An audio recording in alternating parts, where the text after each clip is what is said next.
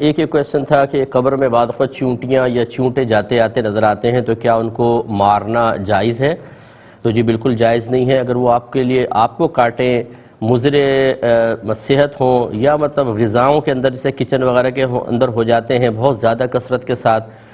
تو گنجائش نکلتی ہے، لیکن قبر میں آ رہے جا رہے ہیں ان کو نہ ماریں۔ ماریں گے بھی تو کتنوں کو مار لیں گے آپ، وہ باز نہیں آئیں گے۔ جن کو اللہ نے مقرر کیا ہے وہ ضرور قبر کے اندر جاتے آتے آپ کو نظر آئیں گے۔ تو ہمارا مشورہ یہ ہوگا کہ نہ ماریں۔ ہر تر چیز، ہر جاندار چیز اللہ تبارک و تعالی کا ذکر کرتی ہے۔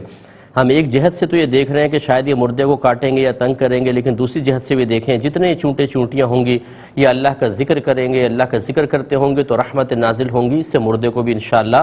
فائدہ پہنچے گا۔ جب ایک تر شاخ جو نبی کریم صلی اللہ علیہ وسلم نے قبر پہ گاڑی اور فرمایا کہ جو امید ہے جب تک یہ تر رہے گی ان کے عذاب میں تخفیف رہے گی، تو ایک تر چیز جس کو میڈیکل سائنس بھی کہتی ہے کہ وہ بے جان، اور ہماری شریعت بھی اس کو بے جان مانتی ہے، اسی لیے درخت کی تصویر بنانا جائز، لیکن پھر بھی میرے آقا صلی اللہ علیہ وسلم نے خبر دی کہ وہ شاخ ذکر الہی کرتی ہے تو جاندار چیز تو بدرجہ اولا کرے گی، اس لیے ایک جہت سے دیکھ کر ان کو نقصان نہ دیں، وہ اللہ کا ذکر کریں گے، اس سے انشاءاللہ مردوں کو فائدہ پہنچے گا۔